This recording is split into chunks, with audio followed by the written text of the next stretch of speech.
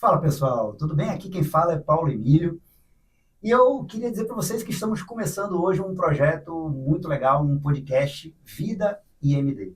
Para quem não sabe, o IMD significa incrível, marcante e divertida. Tem uma história longa desse IMD, desde 2013 eu venho trabalhando essa proposta de viver uma vida incrível, marcante e divertida e me deparando com pessoas que também vivenciam momentos e uma vida incrível, marcante e divertida. Então, essa proposta ela veio crescendo aos poucos e atualmente o podcast tem esse objetivo, trazer pessoas incríveis para contar histórias incríveis, marcantes e divertidas. Então, a ideia é a gente compartilhar com vocês essas histórias que marcam a vida da gente e que tem muita lição para passar.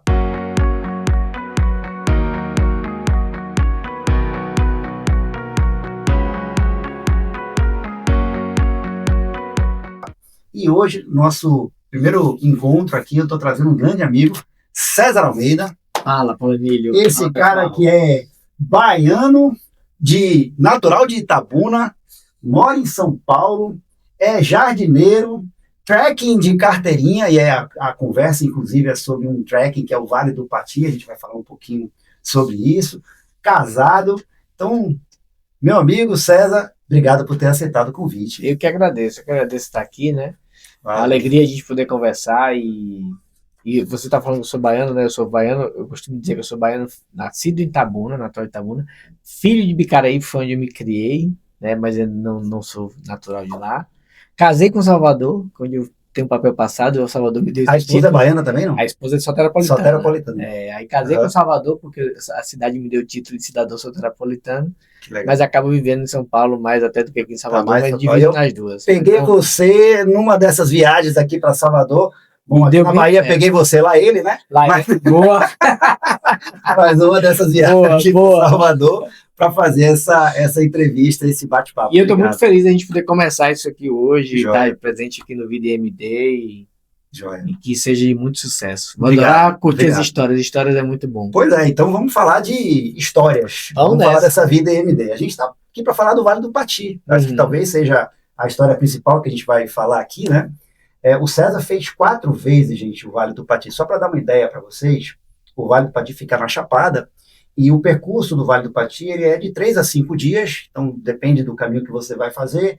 E ele tem mais ou menos 50 quilômetros, não é isso, César? De 40 a 55 quilômetros. Você vai andar ali 20 quilômetros num dia que você anda bastante e um pouco menos em dias mais leves. Então, você vai fazer, dependendo da quantidade de dias, a quantidade de quilômetros. Eu já fiz 80 em uma das idas. 80 quilômetros?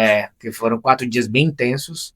E já fiz menos, né? E o Vale do Pati também, para quem não sabe, nem telefone pega direito, né? O Vale do Pati, agora tá tendo internet lá, assim, ruim ainda, mas tá tendo internetzinha, porque a turma, eu nunca uso, mas pelo menos as casas agora tem como cobrar, tem como receber um Pix ali, enfim. Entendi. Mas eu recomendo até, minha recomendação, quem for pro Vale do Pati, aproveita e desconecta nesses dias. Porque lá não chega, lá a gente brinca, né? Você tem um jeito de entrar que é com suas próprias pernas.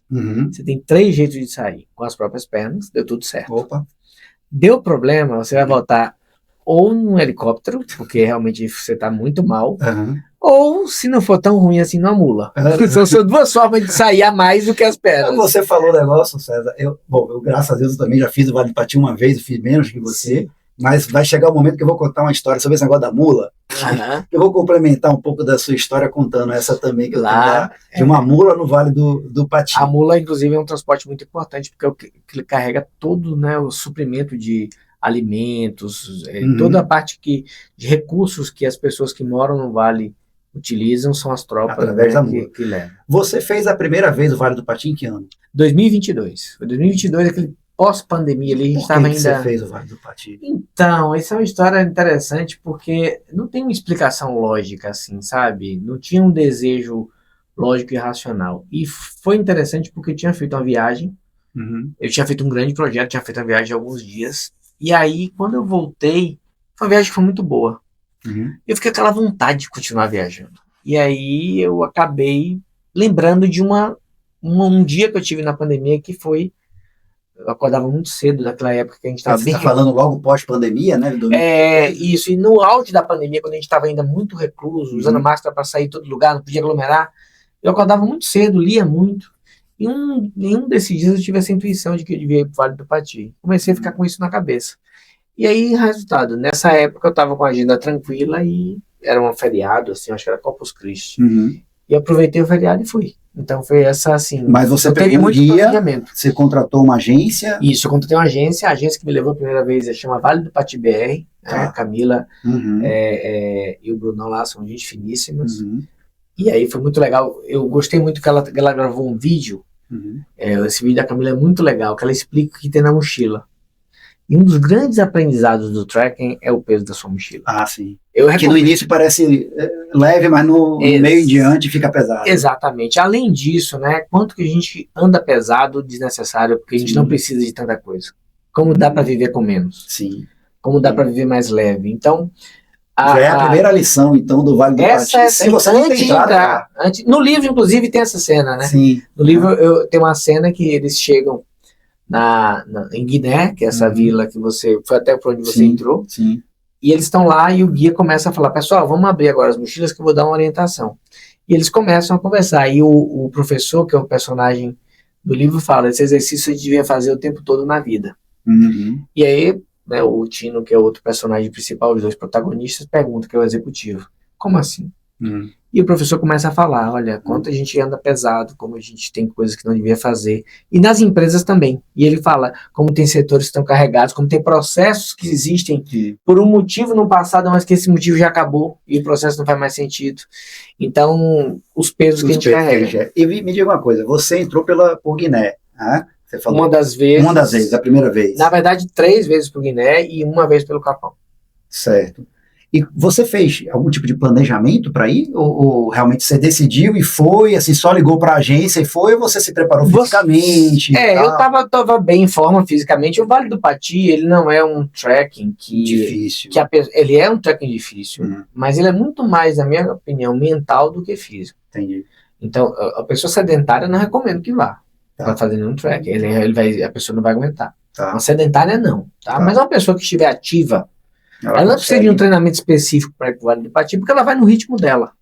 Uma pessoa que está muito bem em forma, ela pode fazer correndo, como agora em dezembro passado eu fui a última vez, eu cruzei com um cara correndo. Ele correu fazendo o cachorrão por cima, correndo, e eu estava com uma mochila pesadão, ele estava sem camisa, sem nada, só com uma garrafa d'água e correu. Então, você pode fazer no seu ritmo. A grande questão é muito mais mental. Então, eu estava bem fisicamente, e eu estava com a agência que tinha toda a segurança. Então, você foi com um guia? 2 guias. 2 guias? Era você e 2 guias? Era um grupo de eu mais 3 pessoas e 2 guias. Então, o nosso grupo total eram 6 pessoas, sendo que 2 eram guias. E muitas vezes eles acabam carregando, né, as malas. Eu vejo que muitos guias levam algumas pessoas. Os que guias, não é indicado, mas... eu não recomendo, né? E os guias, eles podem fazer isso. Você pode contratar a mula para levar a sua mochila.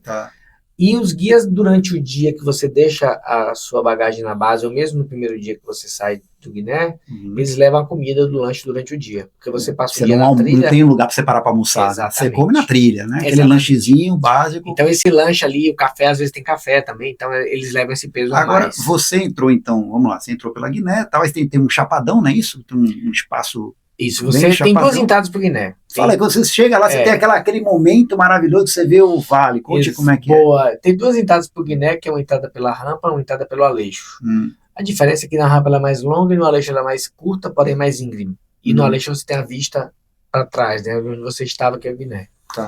Aí você pega os gerais, que são os gerais do Rio Preto, e você chega no que a gente chama que é o primeiro contato com o Pati, ainda fora do Pati, que é o Mirante do Pati. Pronto, que tem muitas fotos na internet, o lugar mais... quando você vê o Exatamente, o lugar que tem mais fotografado, que vai ter mais imagem quando fala do Vale do Pati, é o Mirante do Pati, que você não está no Pati ainda. Porque você está em cima do vale. Em cima. Exatamente. Aí você começa a descer. E aí você vai descer a rampa, que é uma descida bastante íngreme, talvez uma das mais íngremes, junto com o castelo. Tem que ter certo cuidado também. Bastante. E aí lá embaixo você chega na igrejinha. Aí você tem a primeira casa mais próxima desse lugar, que é a igrejinha. Ali aí são as casas, também, né? Dorme.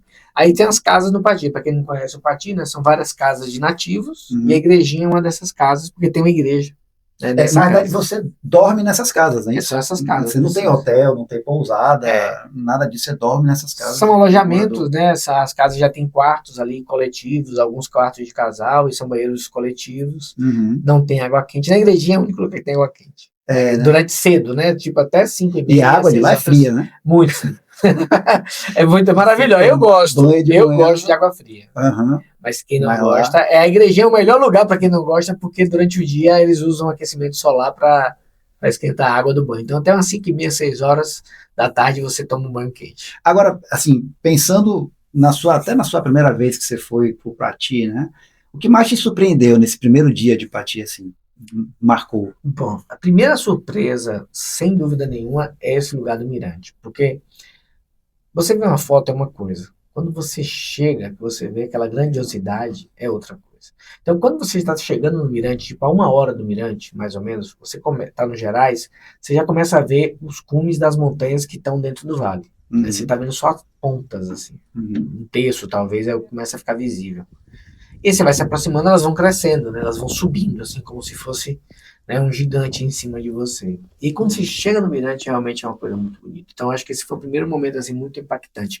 Até no livro, o personagem Tino, ele compara com Nova York. Uhum. E é uma comparação, mas como assim, César, né? O livro que escreveu fui eu, então como é que você chegou? O personagem teve essa comparação.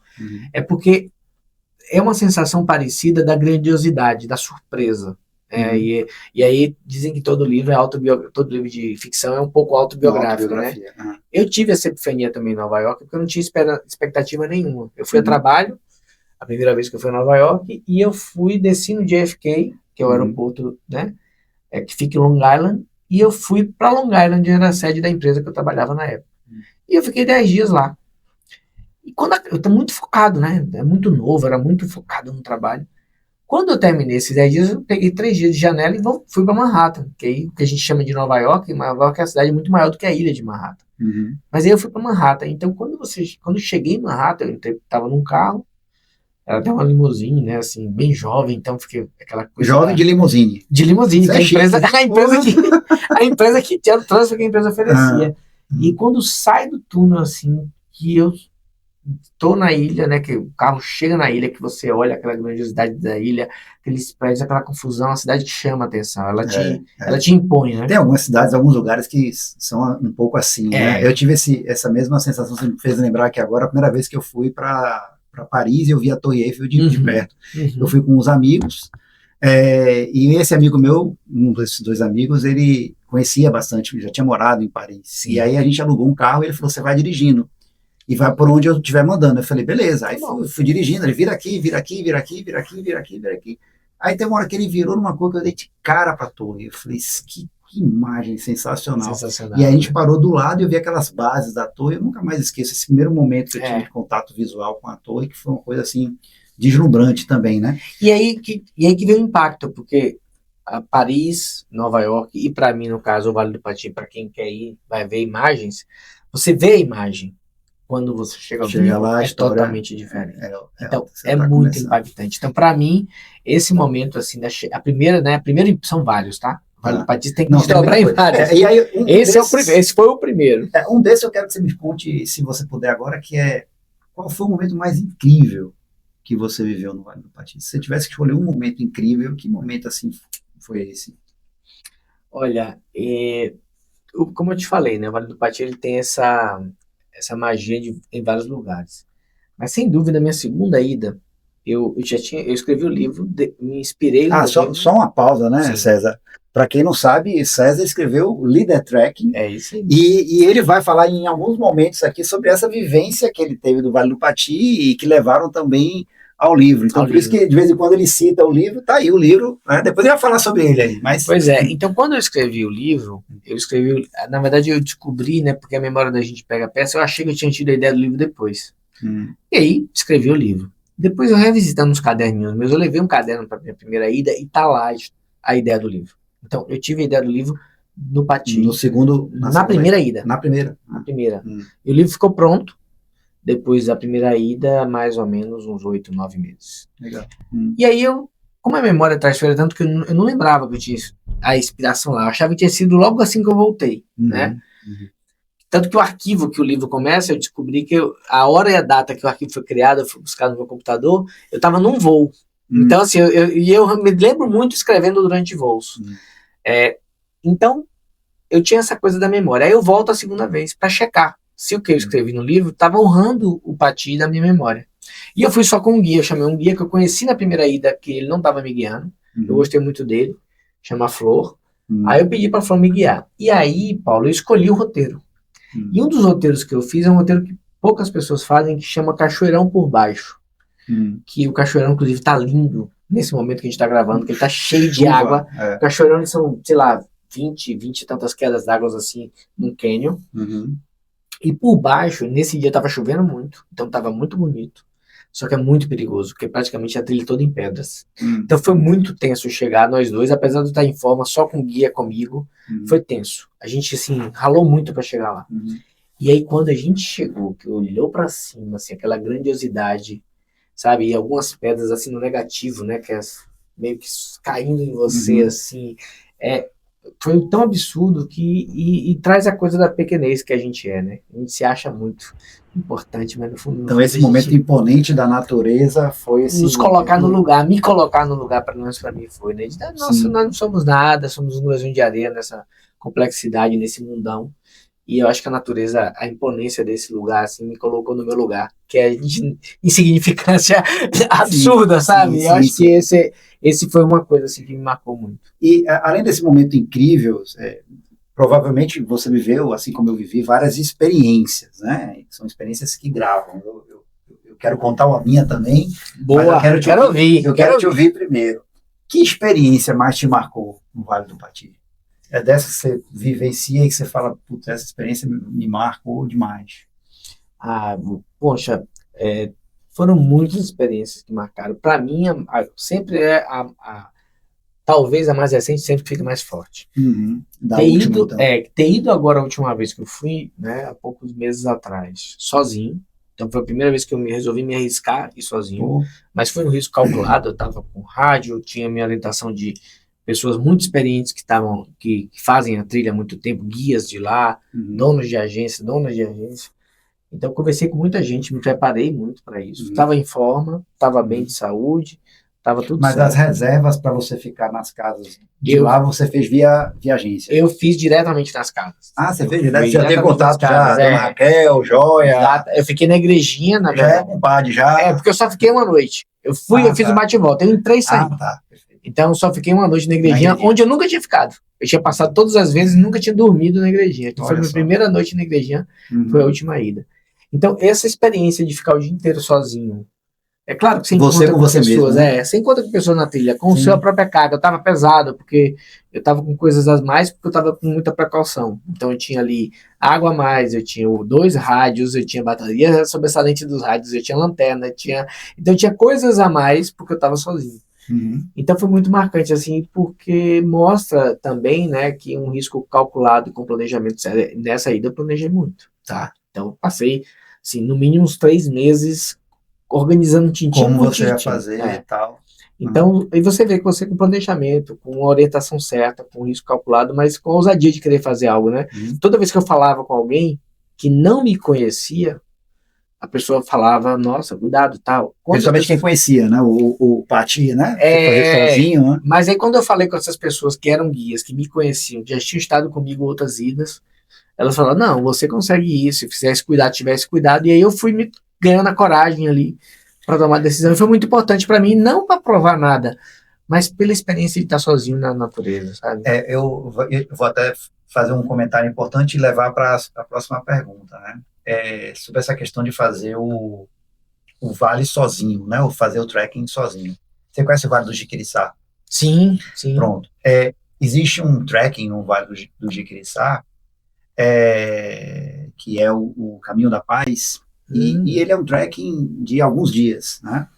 E eu fiz esse trekking, a proposta era ir com um amigo. Aí esse amigo foi comigo, foi engraçado porque esse amigo ele comprou aquele negócio de cajado, mas ele comprou de ferro, daquele que você abre, que você coloca no chão, entendeu? Comprou aquelas mochilas, sabe? Ele comprou mochila de não sei quantos quilos, que bota nas costas, né? Comprou roupa e tal, então ele foi todo preparado. E todo empolgado, né? Treinava todos os dias, não sei o que e tal. Eu também fazia meus treinamentos, eu já tinha feito o Vale do Pati, mas eu fui fazer esse trekking do Vale de Quiriçá, achando que era uma coisa simples. Eu achei o Vale do Jiquiriçá um pouquinho mais complicado que o Vale do Pati, porque você tem cerca de um lado, cerca do outro, fazenda de um lado, fazenda do outro, e sol na sua cabeça. No Vale do Pati você tem vários momentos, você tem trilhas fechadas, né, cobertas e tal. E eu preferia fazer o Vale, achei mais gostoso fazer o Vale do Pati. Mas por que eu estou dizendo isso? Eu fiz o primeiro dia com ele, 20 quilômetros. Quando foi no segundo dia, ele já começou a ratear. Ele falou, rapaz, estou cansando, não sei o que e tal. Quando foi no terceiro dia, ele parou no meio do caminho, esperou uma moto passar, sentou na garupa da moto e foi embora e me deixou lá, né? Aí eu falei, pô, eu vou seguir sozinho. Sim. E resolvi seguir sozinho. Só que eu não tinha me planejado como você, não tinha me preparado para um caminho numa trilha dessa sozinho, nada disso. Rapaz, eu passei tanto perrengue. Eu entrei por uma fazenda, por exemplo, que depois eu descobri que não era para ter entrado por ela, entrei e no meio dessa fazenda tinha uma criação de boi. E eu tive que correr de boi para poder o boi não me pegar, pulei cerca e o escambau. Depois eu segui por um caminho onde tinha uma subida muito grande, que você ficava subindo assim, teve uma hora que eu comecei a passar mal. Resultado, passei mal a Vera, tive que ser resgatado por um desses caminhões não é nem caminhão, é trator. Sim. Né? E me levaram para uma UPA, uma cidadezinha tal, que eu tive que tomar injeção na veia tal, e pronto, e ter que voltar. Então, em um dia que eu passei sozinho, eu encontrei vários perrengues. Então, a partir daí, eu não aconselho ninguém a fazer trilhas sem o acompanhamento de um guia, sozinho, exceto se você tiver todo o conhecimento da área. E assim, acho que talvez como você se preparou bastante para isso, já tinha feito 3 vezes o Vale do Pati, isso realmente dá um nível de controle muito maior. Exatamente, eu tenho uma boa localização espacial, então eu sabia onde eu estava o tempo todo, eu sabia que Legal. Eu estava com o Wikiloc, né, que é um aplicativo de trilha, um aplicativo de trilha. Mas se ele falhasse ali, a bateria acabasse, eu conseguia, pela orientação do visual, chegar em algum destino. Agora eu estava falando de perrengue, né? E aí eu queria te perguntar, perrengue você teve lá? Ou você foi tranquilo, assim, 4 dias, beleza? Eu tive uma das idas, eu estava com o joelho um pouco machucado, então foi assim, bem sofrido fisicamente, uma dessas idas. Mas teve uma ida também que estava muita chuva. E quando você sobe pelo Guiné do Pati, a primeira obstáculo natural é o Rio Preto, que você passa tranquilinho ali, tem uma pontezinha que os patizeiros fizeram, você passa tranquilo. Tava muito chuva. E essa ponte estava assim, totalmente submersa. Então a turma colocou uma corda de um lado para o outro, você na ponte ficava com água aqui. Segurando na corda para atravessar. E aí o meu guia, dessa vez eu estava só com o guia, eu e ele tirou a roupa assim e foi tomar um banho de rio. Assim, naturalmente, assim. Boa. Eu falei, boa ideia, tirei também, tava com a sunga, né? Entrei no rio e fui tomar banho de rio. O rio tava forte. Aí a gente atravessou e falou, vamos ajudar o pessoal? Vamos. Aí a gente começou a pegar a corda, começamos a pegar as mochilas e atravessar as mochilas para não molhar. Mas você falou ajudar o pessoal? Tinha muita gente na trilha nessa hora, porque congestionou. Não, que não tava com a gente. Certo. Congestionou tudo. Nessa travessia do Rio Preto. E então meio que a gente desafogou a travessia. Então foi um perrengue grande para todo mundo, mas a gente meio que curtiu. Tava os dois ali, né? Não molhamos nossa roupa, e no final a gente pegou nossa mochila toda, assim, com cuidado, jogamos do outro lado, secamos o corpo e seguimos viagem. Então aí foi um grande perrengue. E teve uma segunda vez também que eu queria voltar pelo Capão, né? A saída. E aí eu programei tudo e eu acho isso muito legal, porque outro aprendizado do Pati é muito legal. O Pati toda hora ele ensina. E essa, Paulo, eu fui tudo organizado. Eu vou para tal lugar, para tal lugar, para tal lugar. Tava dando tudo certo. No último dia, vou sair pelo Capão. Vamos acordar bem cedo da manhã, 5 da manhã, e a gente sai umas 6h30, 7 horas. Tudo certo. A gente acordou, era uma chuva, parecia que o mundo estava acabando. E a chuva não parava. Era uma segunda-feira de manhã. E a chuva não parava, e era 7, 8, 9. Os patizeiros iam fazer uma roçagem, né, da estrada. Eles começaram a tomar café e falaram, não dá pra gente fazer nada hoje. Não conseguia sair da casa. Resultado, a gente só conseguiu sair às 11, que a chuva amenizou um pouquinho. E a gente mesmo assim tomou muita chuva. E não deu pra sair pelo Capão, porque tava... péssimo andar naquelas trilhas, exatamente. Né? E não deu pra sair pelo Capão, porque ia ficar muito longe, a gente ia chegar muito tarde. Então, Eu acho que o Pati, a natureza, não só o Pati, mas a natureza em geral, quando você entra, por exemplo, você vai passear de barco ou vai fazer uma trilha, você tem que respeitar a natureza, não é sobre você, não é o seu planejamento só que conta, é o que acontece também na hora. Então você tem que se adaptar. Exatamente. Então nesse dia eu falei, não, a gente não vai pro Capão, porque a gente ia chegar às 8, 9 da noite, e eu não vou correr esse risco desnecessário. Vamos sair pelo Guiné, e, enfim, 6 horas a gente O estava tempo fora. todo você está tomando decisões ali, avaliando a relação risco-benefício. Exatamente. Acho que o Pati tem um pouco disso. Né? Exatamente. Você tem determinadas trilhas que você tem que decidir se vale a pena você subir, porque elas são puxadas. Por exemplo, tem uma que eu fiz uma vez quando eu fui, mas eu não sei se eu faria de novo, que é aquela que você sobe para... Tem até muita gente que tira foto, que ela é uma ponta de uma pedra. Sim, aí é o cachoeirão por cima. Que você passa por dentro de uma... Você passa até por um buraco. Por um buraco, aí é o castelo. O castelo, pronto. Você passa por dentro de um buraco escuro pra caramba e vai pro outro lado. Inclusive essa gruta agora você não tem mais acesso. Ah, não? Tá com risco de desabamento, fizeram a trilha dando a volta. Eu tenho a foto no meu celular, rapaz, é uma foto dentro dessa trilha até hoje. Você passou por dentro dessa gruta? Dessa gruta. A foto do meu celular, que é a foto do meu celular, eu justamente fazendo a meditação. Pronto, fazendo a meditação. Vou mandar essa foto para poder todo mundo ver. Vou mandar aí para botar na edição. Eu fazendo a meditação no único lugar que entra a luz dessa gruta, é esse pedacinho. Pois a primeira vez que eu passei, meu irmão, eu passei um receiozinho. E o castelo é muito bonito, né? O castelo é lindo. Muito alto, é lindo. O outro lado essa subida, enfim, para quem não está preparado fisicamente, pelo menos ela pode ser um pouco mais puxada, né? Mas eu acho que é isso que torna incrível. São os desafios, né? Exatamente. E aí você falou da questão do que é incrível, você vê que às vezes determinadas coisas que acontecem, elas são incríveis na hora, mas a gente talvez não tenha noção disso, às vezes a gente acha que, e até vivencia situações que são um pouco mais preocupantes, né? Mas que no futuro elas se tornam extremamente incríveis e marcantes, né? E a gente tem história para contar. Quando eu fiz o Pati, o último dia que eu dormi, quando você vai para Andaraí, você tem o Morro do Castelo, alguma coisa que a gente sobe, né? Acho que é o Morro do Castelo, se eu não me engano. Quando você dorme, era a antiga prefeitura, se eu não me engano. Sim, prefeitura. O nome é prefeitura, é a casa. Prefeitura. Chama prefeitura, isso, exatamente. Serve um pãozinho maravilhoso do caseiro. É dos lados do castelo. Do lado do castelo. Exatamente. Aí deixa eu contar essa história que é maravilhosa. Era o meu último dia lá, chegamos no final da tarde, e eu fui dormir. Só que antes de dormir, aliás, tipo umas 5 horas da tarde, eu olhei para o lado e vi esse morro enorme. Eu não sabia que era o Morro do Castelo ainda. Aí eu falei, pô, morro bonito. Aí o meu guia, chamava Beto, estava eu e ele só. Aí o Beto olhou e falou assim, o Morro do Castelo, a gente vai sair por ali amanhã. Aí eu, como assim sair por ali? Não, a gente vai sair por ali. Eu falei, a gente vai ter que subir esse morro todo.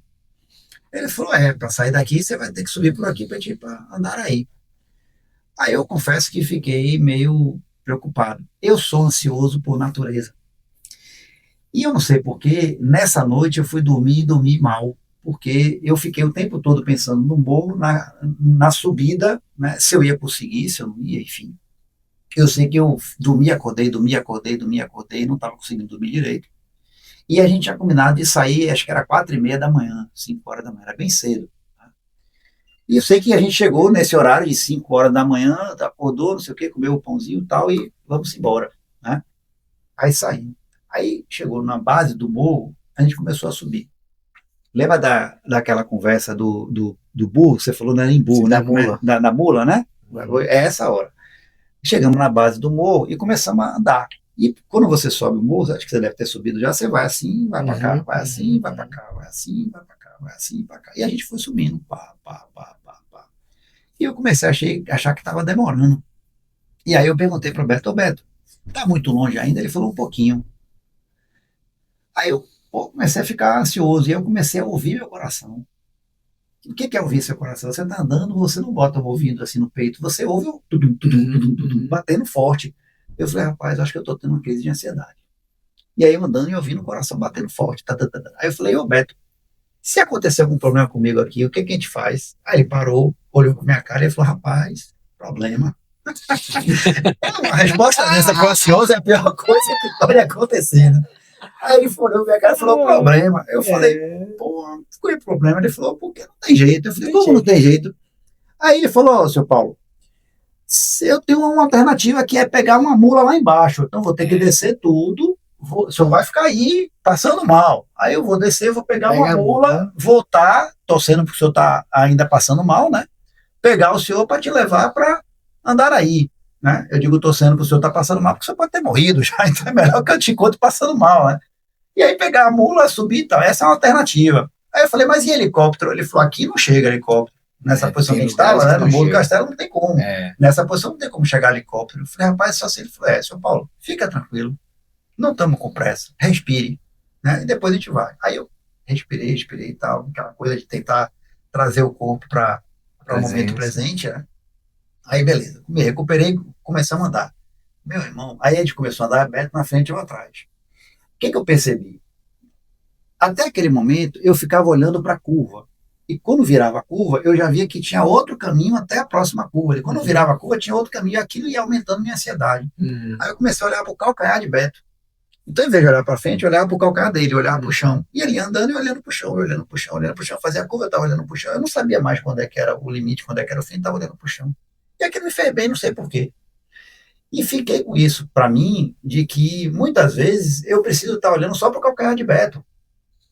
Para você controlar a ansiedade. Ou seja, como uma pessoa ansiosa, eu preciso olhar para o momento presente. Né? Eu acho que para mim fez um sentido total, enorme. E né? Quanto mais complexo fica o tracking, mais dá presença. Acho que a presença é outro benefício de fazer um tracking. O Vale do Pati traz muita presença. Né?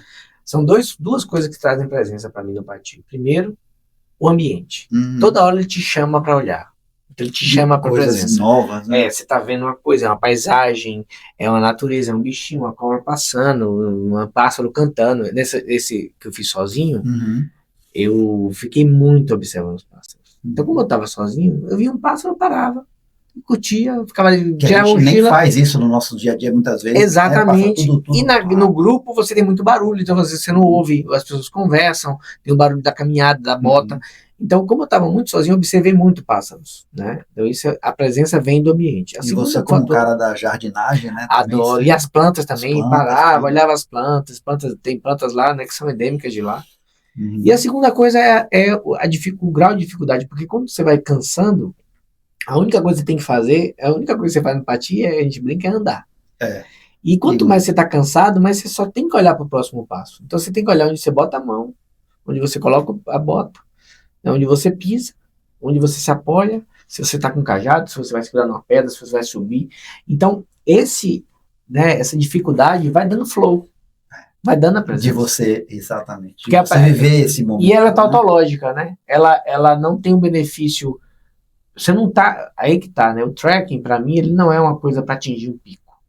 Isso é uma parte só do projeto, do processo. O tracking é o tracking pelo tracking. É aquela atividade viver o momento, que te dá o benefício, e aquele benefício te dá mais a vontade de fazer atividade. Então, eu gosto da caminhada, eu gosto desse processo de passar horas e horas e horas e horas caminhando. Não necessariamente porque eu quero chegar naquele pico, que eu quero fazer isso, eu quero andar tantos quilômetros. É pela caminhada. E aí a gente tem a presença. Então, a presença é outro benefício muito grande. Já falamos, né, do desapego da mochila, né, que você tem que liberar, e outra coisa é a presença, dá muita presença. Até porque a dor, olha o que acontece. A seu caso, né, foi uma crise de ansiedade por causa de uma coisa que estava distante e você começou a projetar. Mas as dores físicas, que acontecem muito quando o track é extenuante, elas te trazem para agora. A dor te lembra da agora, sabe? A muriçoca, ela te dá presença, porque ela vai... Você não fica pensando em outra coisa, você vai ter que... resolver aquele problema. É um mosquito... E a dor no pé, a planta do pé doendo, o calcanhar, o joelho, a mochila pesando nas costas. A primeira vez que eu fui, você falou de planejamento, eu não fui com a cargueira. Eu fui com a mochila esportiva. Normal. Mochila esportiva. E a cargueira, para quem não sabe, né, quem está assistindo a gente, tem o peso é na cintura. Você consegue, o quadril leva o peso. Uma mochila normal, você leva o peso nas costas. Gente, no segundo dia em diante, no segundo dia em diante eu ficava segurando aqui, ó, com a mão. Porque... esfolou aqui meu ombro, né? Hoje eu tenho 2 cargueiras, estou todo preparado, não tem problema, mas com isso, mas enfim, eu acho que esse é um ponto chave, né? Você falou de que você olha muito a natureza, os passarinhos, estava engraçado, você deve ter percebido isso. Tiveram coisas que me impressionaram tanto quanto a natureza, mas que eu nunca mais esqueci. coisas simples, como, por exemplo, liquidificador sem energia. Ah, o liquidificador tem a cena, essa cena tá no livro. Essa cena tá no livro, né? Eu mudei o nome dos personagens, então se alguém for ler o livro, lá vai ter nome diferente, mas foi a casa real que aconteceu, que eu vi isso, foi a casa de Miguel Aguinaldo, foi a primeira casa que eu fiquei. Foi lá mesmo. E é fantástica essa cena. Até hoje tem lá, não usa mais, porque tem energia. Não precisa mais. Não precisa, mas tá lá. Eu inclusive, tirei foto do desenho. É lá que ele faz também a questão do café, que ele joga o negócio, usa o pilão. Usa pilão também. Você vai no forno de lenha e dá uma torradinha no café.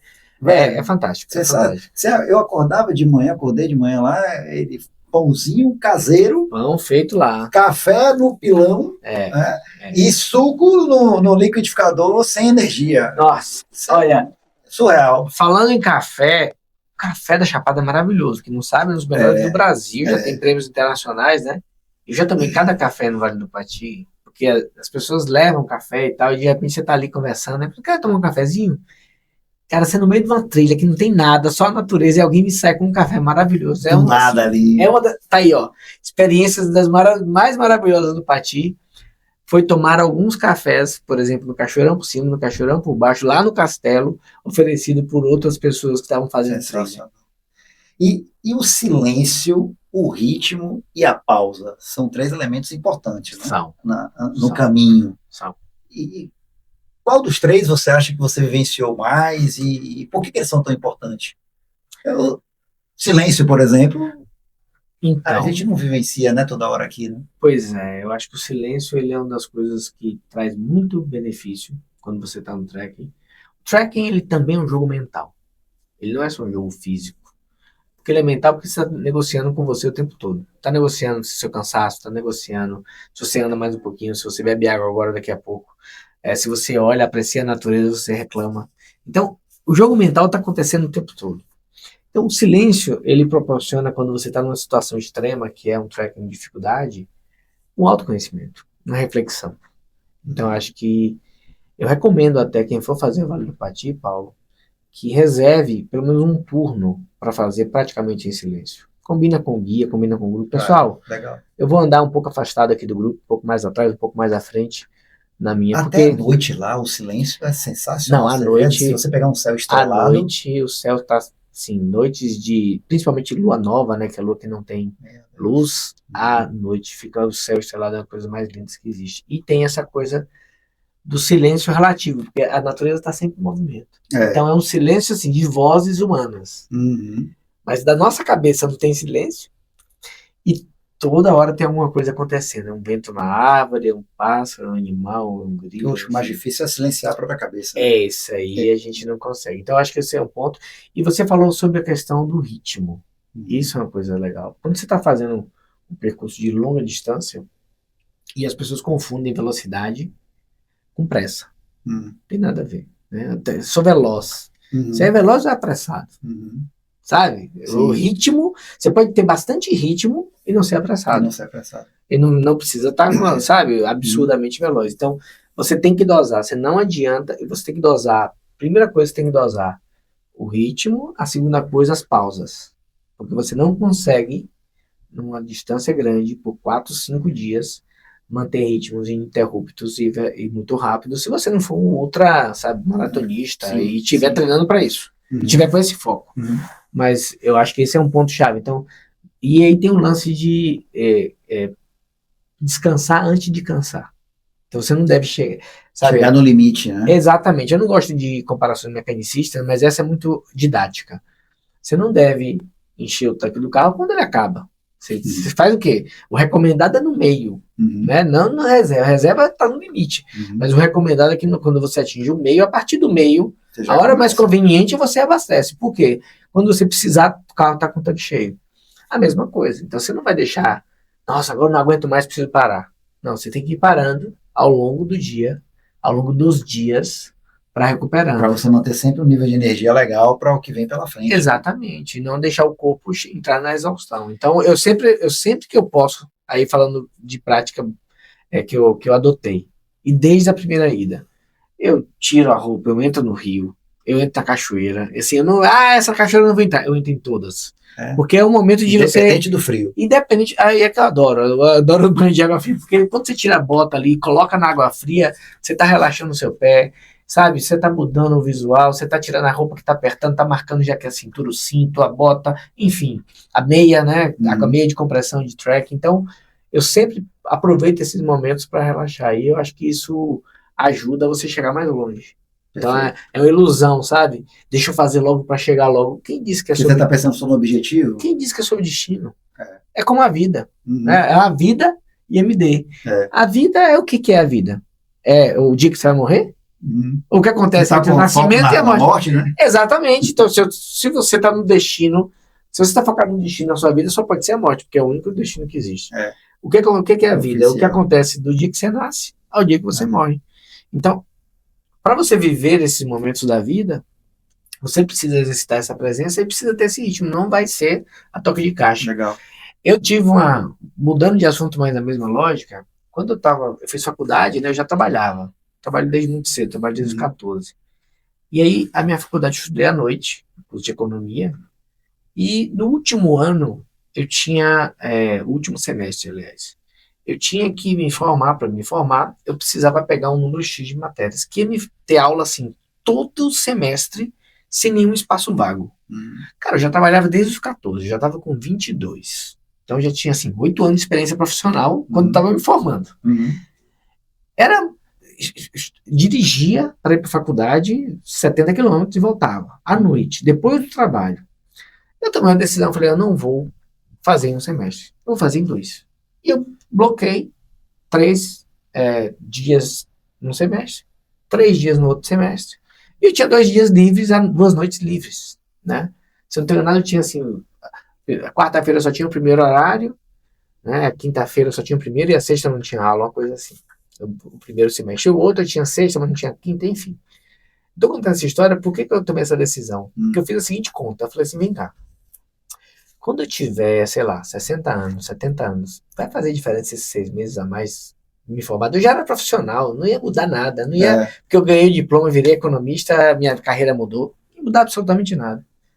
Eu falei, não vai. Eu falei, esse semestre aqui vai ser legal? Vai. E eu te conto, foi um semestre marcante e divertido, porque eu tinha um grande amigo, Gustavo, tem um grande amigo, Gustavo, ele mora lá até hoje, Gustavo Modesto, e na quarta-feira, como a gente só tinha o primeiro horário, a gente ia toda quarta-feira pro kart indoor. Então, a gente virou rato do kart, a gente aproveitava essas quarta-feiras, e a gente passou o semestre inteiro, assim, quase todo, assim, 3 no mês, no mínimo, a gente ia. E foi muito divertido, a gente tinha aquela competição, um batia no outro, aí tinha outras pessoas que corriam com a gente, outros colegas de vez em quando iam.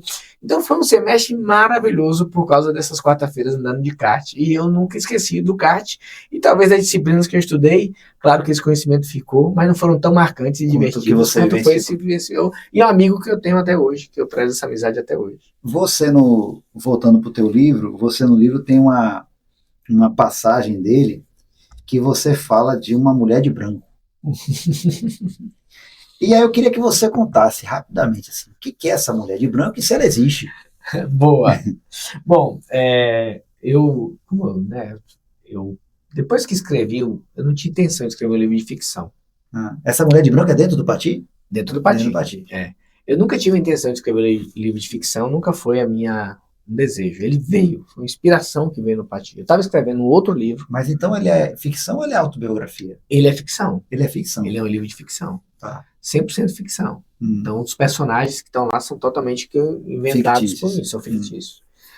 E aí, quando eu escrevi o livro, depois eu fui pesquisar um pouco sobre autores de ficção, eu gosto muito de ler biografias de autores, e aí eu descobri que todo livro de ficção, ele é de alguma forma autobiográfico. Então tem um livro de Hemingway, por exemplo, que eu li, que ele vai para a Segunda Guerra, ele vai para a Itália, ele é americano, mas serve no exército italiano na parte de saúde, se apaixona por um enfermeiro, e tem um caso de amor. O livro é uma história muito interessante, tem a guerra e tem esse caso de amor.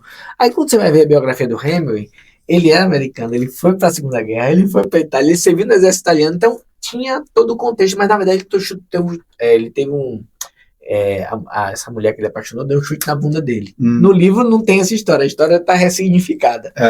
Então, descobri um pouco disso, né? Que todo livro de ficção tem essa coisa autobiográfica. Então, no Leader Tracking, as pessoas que, às vezes, eu acho que essa parte aqui é você, eu acho que aqui é você, não é o professor, eu acho que aqui você não é o Tino, são os dois principais personagens. Mas eu digo, enfatizo que o livro é ficcional, eu inventei nessas coisas, baseado, obviamente, na minha experiência. E a Mulher de Branco é um personagem que aparece. Ela aparece, inclusive, na subida do castelo a primeira vez. É mesmo? E aí tem todo um mistério que eu não vou contar. Não vai poder contar, dar spoiler do... Porque ela é muito importante na trama num dado momento. E ela, de fato, aparece, e aí eu coloco até no final, né? Se ela existe ou não existe, se eu vi ou não vi. Mas diga, isso ninguém vai saber. Ela chegou para ajudar. Ninguém vai saber. Trabalhar. Para ajudar. Para ajudar. Ela chegou de noite ou de dia? A primeira vez durante o dia, a segunda vez durante a noite. É uma assombração? Não, de jeito nenhum. De jeito nenhum. Mulher de verdade. Mulher de verdade. Mulher de verdade. Ela é uma pessoa importante. Maravilha. Na história e no Vale do Pati, no livro. Agora, na vida real, só quem for no Vale do Pati vai saber. No Vale do Pati vai saber. E você já tem pretensão de ir no Vale do Pati de novo? Olha, em princípio, esse é o meu plano, né? Nos últimos 4 anos, eu resolvi que eu iria todos os anos. Então, ainda está, né, nesse meu plano. Inclusive, recentemente, eu tive um evento que aí um executivo até que leu o livro. Assim, cara, eu adorei o livro. Ele fala para o sotaque estrangeiro, falou para o sotaque, quero ir para o Pati com você, vamos lá. Então, algumas pessoas até comentam isso. Fazer um grupo, né? Fazer um grupo pra gente ir. E eu quero ter esse ritual de ir uma vez por ano. Então, se a agenda permitir, eu vou colocar isso como uma prioridade, como ano passado eu consegui no dia 27 e 28 de dezembro, né? Essa coisa de transformar num ritual, acho que é bem legal. E você vivenciou comigo uma vez o Farol, Sim. que eu faço todo dia 2 de fevereiro, o Farol de Itapuã, Farol da Barra, mais ou menos 20 Foi maravilhoso esse caminho. Foi sensacional. Foi a sua primeira experiência de trekking. Poxa, eu acho que talvez a mais longa. Mas é legal, porque aos poucos você vai fazendo com que seja uma coisa constante, né? Isso. E eu acho que talvez o importante seja você definir data, né? Quando você define uma data, eu vou fazer tal data, você começa a bloquear na sua agenda. Isso no meu caso, serviu muito para mim eu ter definido que 2 de fevereiro, todo ano, eu vou fazer isso. Fazer esse farol. Então, acabou, não tem conversa, 2 de fevereiro. No meu caso também é o Bonfim, né? O Bonfim é um ritual de agradecimento.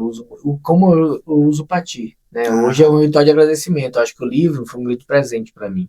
Legal. Porque é uma história de ficção, né? O livro tem vários depoimentos das pessoas quando leem, que comentam quanto gostaram, quanto inspiraram.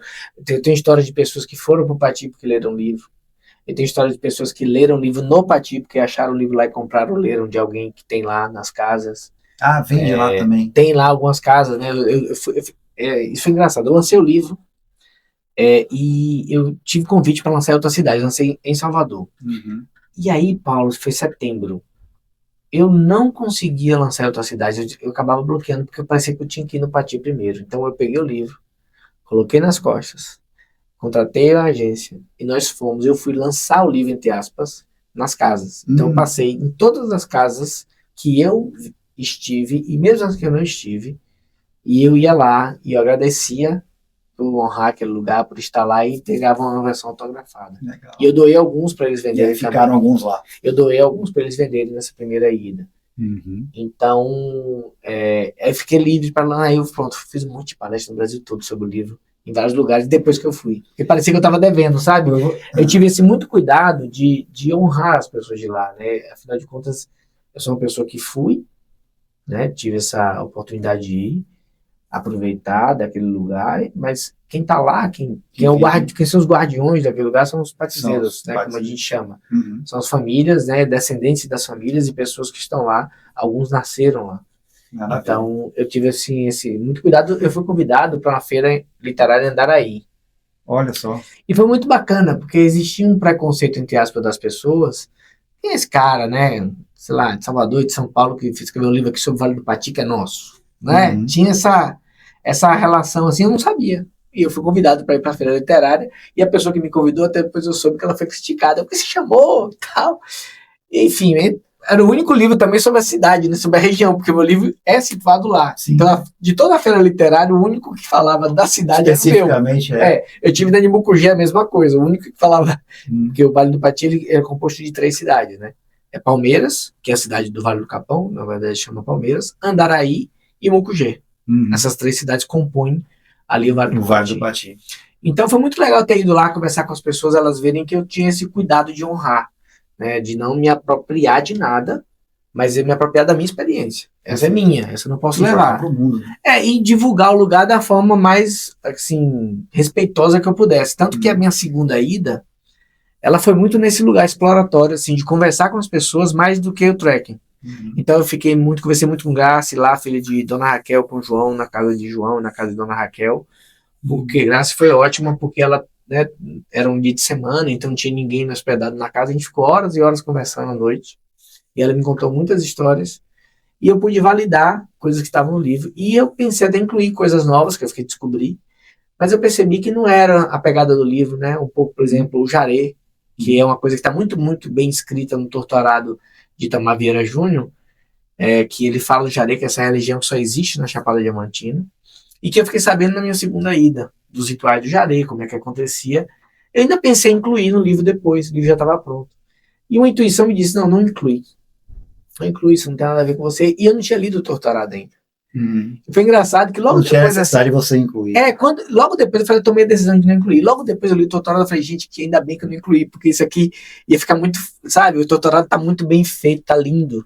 É a forma que Itamar Vieira Júnior coloca no livro, então ainda bem que eu não entendo essa seara que era dele, e é a proposta do livro também que é diferente, né? Meu livro é um livro de uma pessoa de negócios que vai fazer um trekking, com o olhar de uma pessoa de negócios que está fazendo um trekking, então é totalmente diferente de um livro histórico que se situa, né, em outro tempo, de pessoas nativas ali. Então o livro não é sobre as pessoas do Pati, elas são protagonistas porque elas são as pessoas que fazem o Pati. Mas é o olhar de quem está de fora. Então eu nunca coloquei assim, eu não quero ter o olhar de quem está lá, porque eu não consigo ter. Eu tenho o meu olhar, que é de quem vive fora. Você então falou de presente, né? Então eu queria neste exato momento falarmos sobre o seu livro e gerar um presente. Eu quero entregar para você o meu livro, que é 45 Dias de Flow e Felicidade. Eu não falo do Vale do Pati, mas eu falo do que a gente vivenciou aqui, que para mim foi um momento de flow e um momento feliz também de poder ouvir histórias tão incríveis. Então eu queria presenteá-lo com o meu livro. Meu amigo, muito obrigado. E obrigado, Paulo, pela presença. E aqui eu trouxe para você, então, Leader Track em primeira mão. Espero que você... O executivo e o professor no Vale do Pati. A história aqui, ela começa com um executivo, ele é CEO de uma farmacêutica. Ele está no auge da carreira, é um CEO que mora em São Paulo, está super bem, a empresa está super bem, dando lucro, mas ele está com angústias, sabe, não está batendo assim, a vida que ele está levando com o que está sentindo por dentro. E aí um grande amigo dele fala que ele tem que ir fazer Vale do Pati, ele tinha acabado de fazer Vale do Pati e tal, era uma pessoa diferente também do mundo dos negócios, mais empreendedor, ligado a startups de inovação. E aí, enfim, acontece algumas coisas no livro, ele ia com a esposa acaba não indo, e ele vai sozinho. Com guia. Com um grupo, num grupo, né, que ele não conhecia ninguém.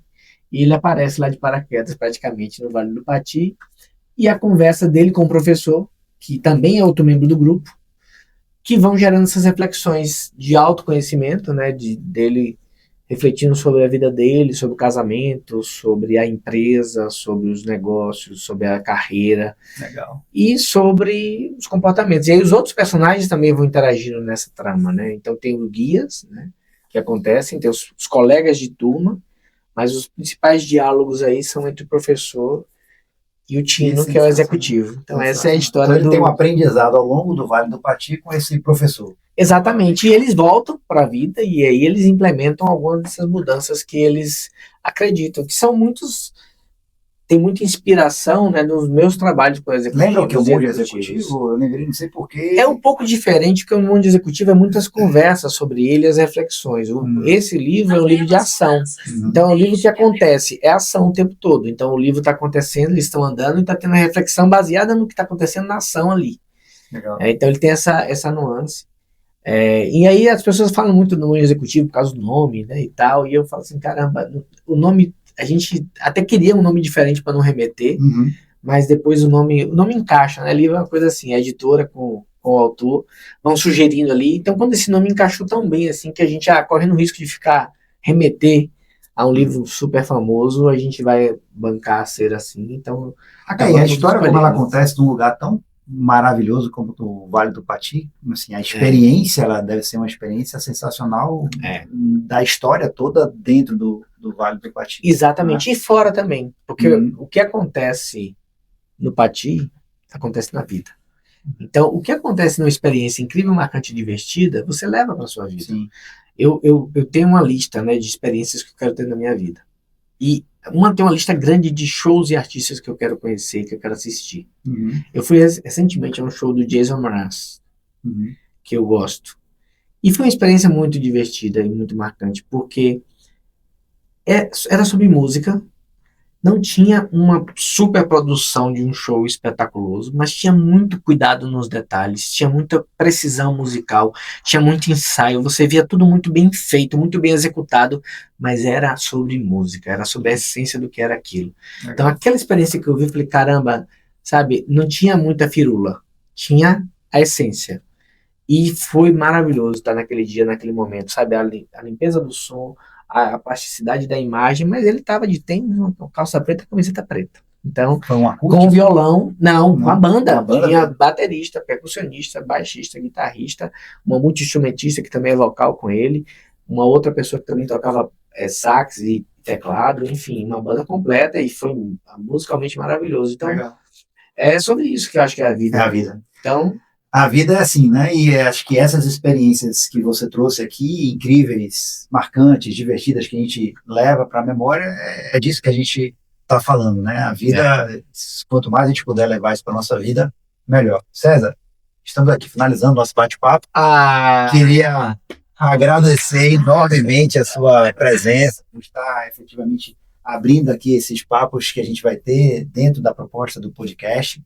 E sucesso para você, o livro já está aí divulgado mais vezes, Vale do Pati. Quando você fizer um grupo do Vale do Pati, pode me chamar, que eu teria vontade. Vou adorar com sua presença. Estou dentro total. Pô, Paulo, obrigado. Muito obrigado pelo convite. Honra estar aqui sendo o primeiro entrevistado. Parabéns, sucesso aí ao Vida MD Podcast, que vai fazer muita diferença na vida das pessoas. Valeu, obrigado.